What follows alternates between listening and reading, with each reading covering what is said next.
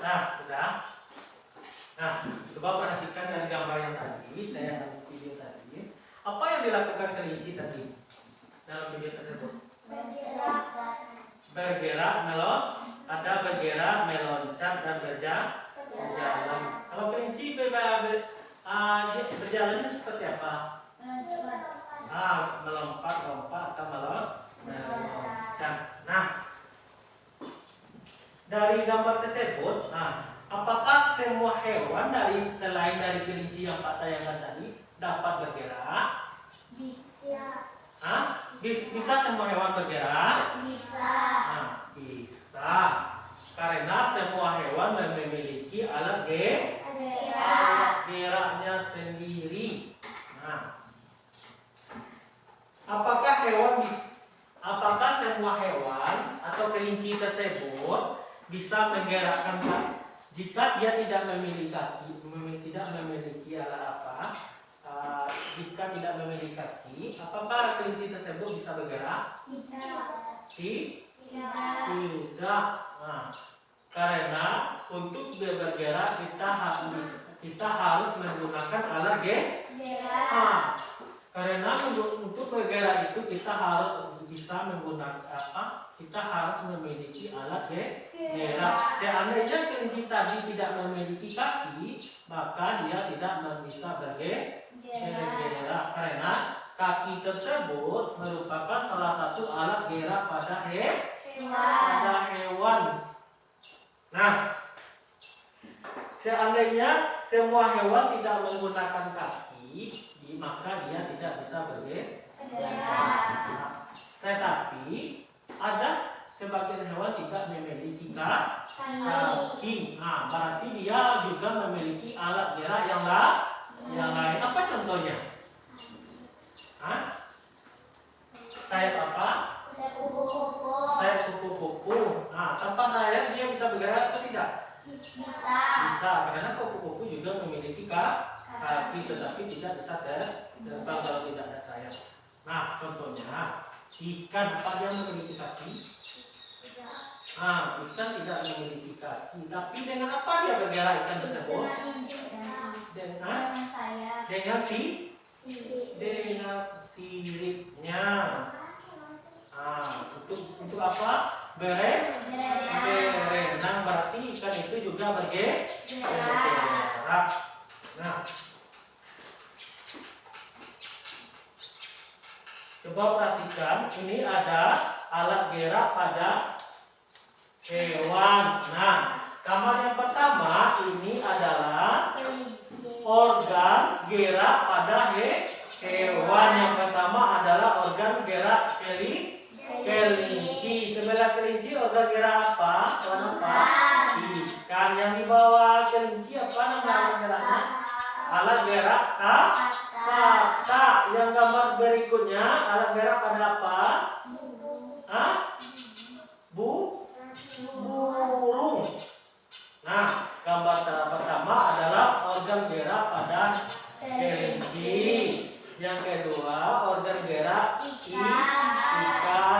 gambar ketiga organ gerak kata, kata, gambar keempat organ gerak burung. Nah, bagus. Nah, sekarang coba kalian buka LKPD yang Pak bagikan. Coba dibuka yang IPA tentang gerak. Nah, di sana dalam kolom tersebut, di sana kalian buat, jangan lupa kalian buat nama. Setelah itu kalian isi di dalam tabel tersebut. Di sana ada kolomnya. Kalian buat 2 buah alat gerak hewan. Yang pertama 2 buah alat gerak hewan. Setelah itu kalian buat sketsa organ geraknya. Setelah itu di kolom kedua fungsi alat gerak yang kalian gambar tadi. Nah, coba dikerjakan.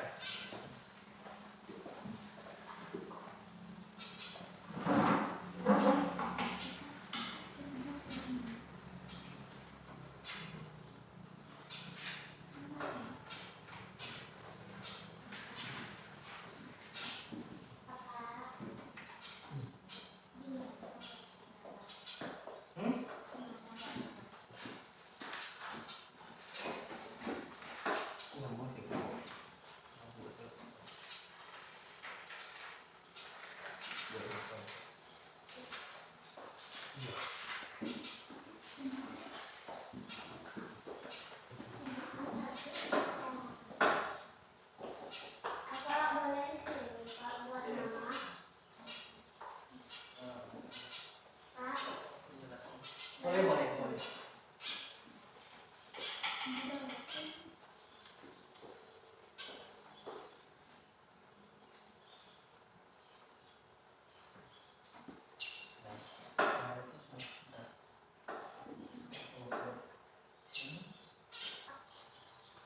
Jadi kita bacakan Nisa.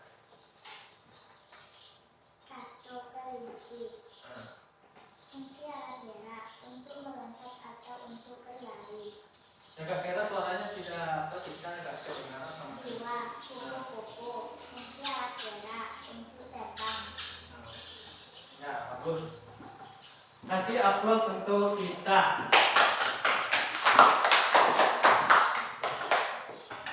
Selanjutnya, coba perhatikan organ gerak hewan dan manusia tadi. Nah, di dalam teks organ gerak dan hewan manusia ini, di sini ada terdapat ide pokok dan kalimat pendukung.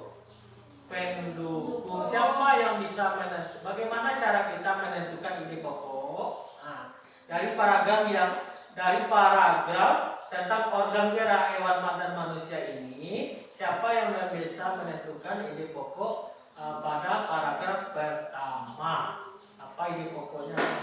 Bagaimana sebelumnya? Bagaimana cara kita menentukan ide pokok? Sudah tahu? Sudah. Bagaimana cara kita menentukan ide pokok tersebut? Apa langkah pertamanya? Langkah awalnya? Apa langkah awalnya? Menentukan kalimat utama. Nah, sebelumnya kita bahas dulu ide pokok itu apa. Nah, ide pokok itu adalah gagasan yang menjadi dasar sebuah paragraf atau ide pokok disajikan ke dalam bentuk kalimat utama. Nah, ide pokok ini disajikan ke dalam kalimat utama. Berarti ini dalam paragraf tersebut terdapat kalimat utama atau kalimat yang menjadi utama di dalam sebuah paragraf. Nah, selain dari kalimat utama ini, ada pula namanya kalimat pendukung atau kalimat penjelas. Nah, bentar. Nah, kalimat penjelas ini itu apa gunanya? Untuk menjelaskan kalimat yang utama tadi. Nah, setelah terdapat kalimat utama, dan kalimat penjelas, maka disusunlah menjadi sebuah paragraf. Biasanya kalimat ide pokok ini atau kalimat utama ini terletak di mana? Biasanya terletak pada kalimatnya di mana dia? Di awal di awal kalimat atau di awal kalimat atau di akhir kalimat. Biasanya terkadang ada juga di pertengahan kalimat, tapi biasanya yang paling banyak terletak di awal kalimat. Nah, di kalimat utama ini terdapatnya sebuah ide pokok. Di dalam kalimat utama ini terdapat ide pokoknya. Nah, coba kita perhatikan lagi teks tentang organ gerak hewan dan manusia ini. Nah, kita bahas dulu yang mana di dalam organ gerak hewan dan manusia ini terdapat ide pokoknya dan kalimat pendukungnya. Nah, kira-kira di mana pada paragraf pertama ini? Coba perhatikan. Gerak pada manusia dan hewan menggunakan organ gerak yang tersusun dalam sistem gerak. Organ gerak, kalimat keduanya, organ gerak berguna untuk berjalan, berlari, melompat, meloncat, memegang, menggali, memanjat, berenang, dan sebagainya. Nah, itu satu paragraf. Nah, di dalam paragraf yang Bapak bacakan ini, kira-kira siapa yang bisa menentukan ide pokoknya? Nah, mana ide pokoknya? Siapa bisa? Alia. Mana menurut Alia ide pokoknya? Siapa bisa? Bisa? Mana? Yang mana coba bacakan?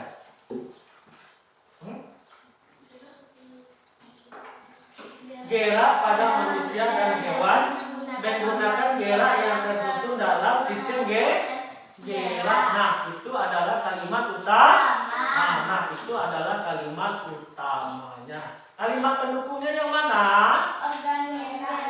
Nah, organ gerak berguna untuk berjalan, berlari, melompat, meloncat, memegang, mengambil, dan seterusnya.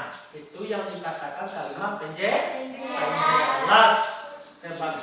Fungsi kalimat penjelas ini apa tadi? Untuk menjelaskan kalimat utama dan sebagai pelengkap dalam sebuah paragraf. Nah, coba dibuka LKPD yang Bapak letakkan tadi. Nah, di sana, di dalam LKPD yang kalian lihat ini, di sana ada terdapat teks tentang organ gerak pada hewan.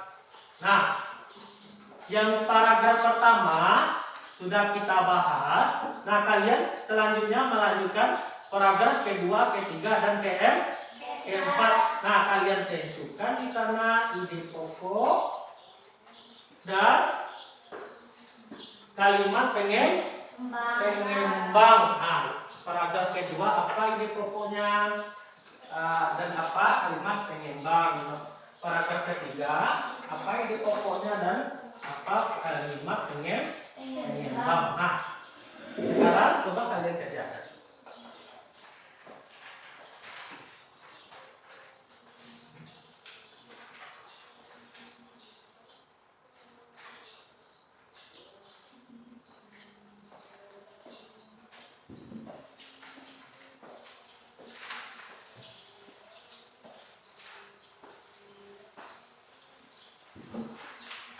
Menyimak ya. Gerak pada manusia dan hewan menggunakan organ yang tersusun dalam sistem. Bukan pembelajaran kita pada hari ini. Apa saja yang kita pelajari dari hari ini? Yang pertama tadi apa? Belajar tentang apa? Organ gerak pada hewan dan manusia. Nah, organ gerak tadi, berapa macam organ gerak? Dua apa? Organ gerak pasif dan organ gerak aktif. Pintar. Atau itu organ gerak aktif? Otot. Nah, kalau organ gerak aktif namanya otot. Kalau organ gerak pasif? Tulang. Nah, organ gerak aktif dan organ gerak pasif ini untuk menggerakkan sebagai alat apa? Alat Gerak. sebagai alat gerak. Karena alat organ gerak pasif dan aktif ini dia harus bekerja sama baru bisa bergerak. Nah, selain dari organ gerak tadi, apa lagi yang kita pelajari tadi? Mencari apa? Mencari ide pokok, menentukan ide pokok dari sebuah paragraf. Apa langkah pertamanya menentukan ide pokok tadi? Menentukan kalimat utama dari sebuah paragraf. Setelah itu apa lagi? Apa lagi? Kalimat penjelas. Kita tentukan kalimat penjelasnya. Biasanya kalimat utama di mana terletaknya? Di awal Di awal atau di akhir, dan kadang-kadang terletak di tengah-tengah paragraf kita. Nah, marilah kita tutup pembelajaran kita pada siang hari ini dengan mengucapkan hamdalah.